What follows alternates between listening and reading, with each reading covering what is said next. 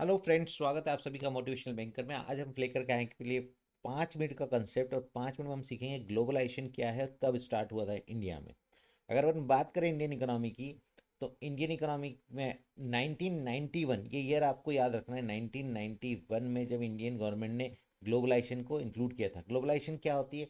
Globalisation एक ऐसी process है जिसमें इंटीग्रेट करते हैं डोमेस्टिक इकोनॉमीज को, सोसाइटीज को और कल्चर को with a global economy through trade, investment, technology and cultural changes. इतनी बड़ी डेफिनेशन याद करने की जरूरत नहीं, बहुत आसान सा तरीका है कि पूरे वर्ल्ड को गवर्नमेंट चाहती है कि पूरे वर्ल्ड को एक विलेज माना जाए। जैसे लोग एक गांव में आपस में सामान खरीद और बेच सकते हैं, उसी प्रकार इंडियन इकोनॉमी पूरे वर्ल्ड के साथ कहीं से भी गुड्स इंपोर्ट कर सके और कहीं पे भी गुड्स एक्सपोर्ट कर सके, अपने ट्रेड को ईजी किया जा सके।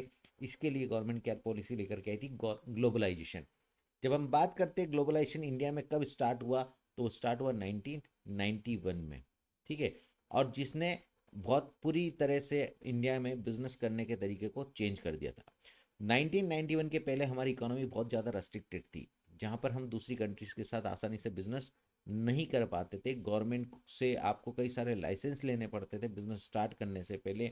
बहुत ज़्यादा टैरिफ्स थे, गवर्नमेंट के कुछ कोटास थे, लाइसेंसिंग की रिक्वायरमेंट होती थी और फॉरेन इन्वेस्टमेंट भी हमारे यहाँ पॉसिबल नहीं था। वहीं 1991 में जो रिफॉर्म आया, उसके बाद हमारे इंपोर्ट टैरिफ्स जो है गवर्नमेंट ने हटा दिए गए, कई सारे बैरियर्स हटा दिए गए, इंपोर्ट टैरिफ को कम कर दिया गया।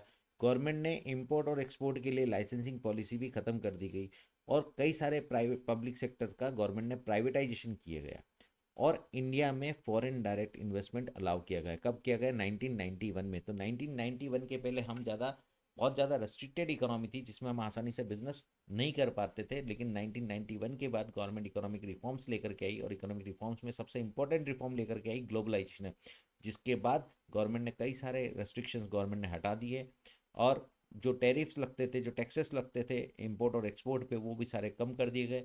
इंडस्ट्रियल लाइसेंसिंग की जो पॉलिसी थी, पहले इंडस्ट्री स्टार्ट करने के लिए आपको लाइसेंस लेना पड़ता था, गवर्नमेंट ने वो लाइसेंसिंग पॉलिसीज भी खत्म कर दी गई और फॉरेन डायरेक्ट इन्वेस्टमेंट भी कई सारे सेक्टर्स में गवर्नमेंट ने अलाउ कर दिया कि आप आसानी से फॉरेन डायरेक्ट इन्वेस्टमेंट ले सकते हैं।